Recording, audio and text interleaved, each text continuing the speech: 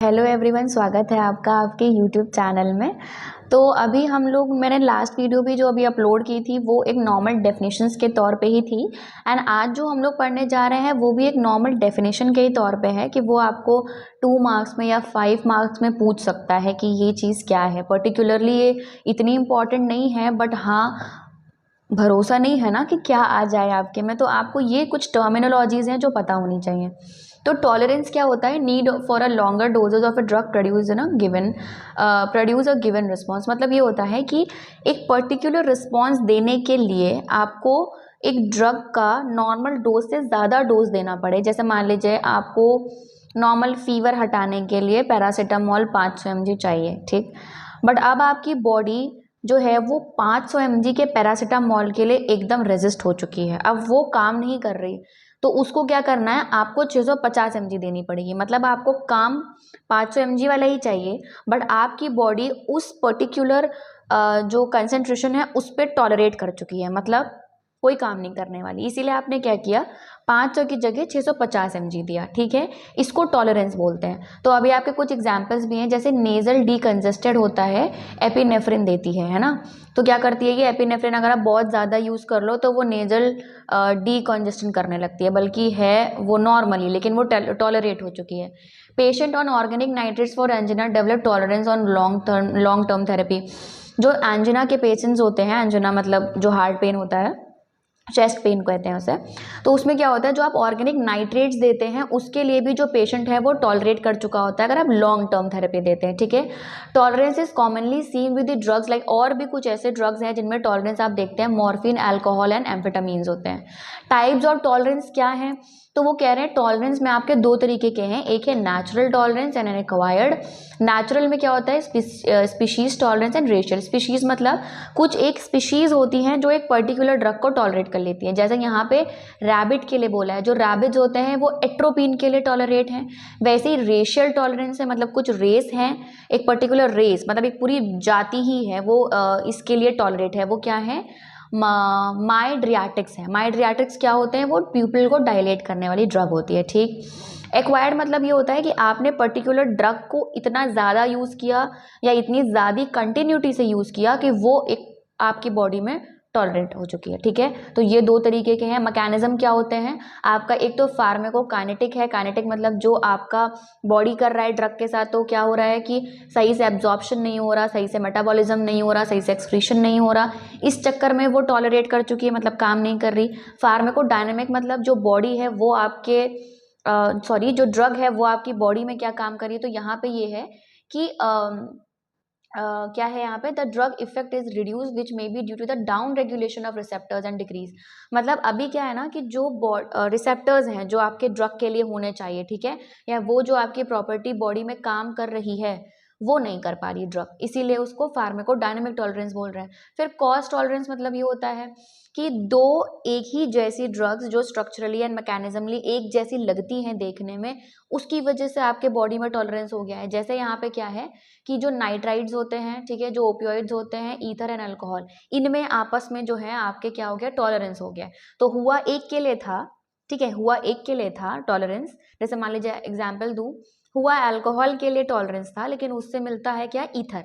तो अगर आप अल्कोहल की जगह ईथर ले रहे हो तो क्योंकि वो स्ट्रक्चरली एंड मैकेनिज्मली एक जैसा है, इसीलिए ईथर भी काम नहीं करेगा बॉडी में। एंड एक है टैकीफाइलैक्सिस, मतलब ये होता है कि repeated use of certain drugs at a short interval में result in a rapid decrease. मतलब एक छोटे टाइम के लिए आपने ड्रग को बहुत रिपीटेडली यूज कर लिया, ठीक है। छोटे टर्म मतलब एग्जांपल दूं, अगर मान लीजिए 4 दिन के लिए आपने एक ड्रग को इतना ज़्यादा यूज कर लिया है कि वो आपकी बॉडी में जाके रिस्पॉन्स देना बंद कर चुकी है। इसका एग्जाम्पल क्या है आपका? टायरामीन है, ठीक है। अब हम पढ़ने जा रहे हैं ड्रग का इंटरेक्शन क्या होता है। तो कह रहे हैं ड्रग जो है वो आपस में दो ड्रग्स इंटरैक्ट करती हैं आपस में, तो उनका क्या है?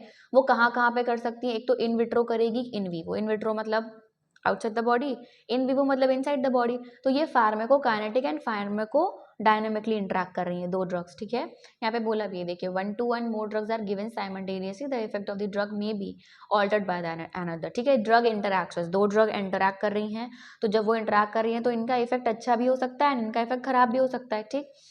तो अभी वैसे तो हम लोगों को फार्माकोकाइनेटिक्स एंड डायनामिक ही पढ़ने के लिए बोला है, बट यहाँ पे ये है कि फार्माको स्यूटिकल भी एक्सप्लेन कर दिया। फार्माकोस्यूटिकल में बोला है this can occur as a result of incompatibility, और इसका एग्जाम्पल क्या है, व्हेन 2 और more drug mix in a same syringe and infusion. तो बोल रहे हैं कि 2 ड्रग आपने मिक्स की लेकिन वो आपस में इनकॉम्पैटिबल है, मतलब एक दूसरे के कॉम्प्लीमेंट्री नहीं है, या तो प्रेसिपिटेट हो जाएगी, या तो एक का जो काम करने का तरीका है वो दूसरे के पीएच से मैच नहीं करेगा, यही सेम चीज़ है।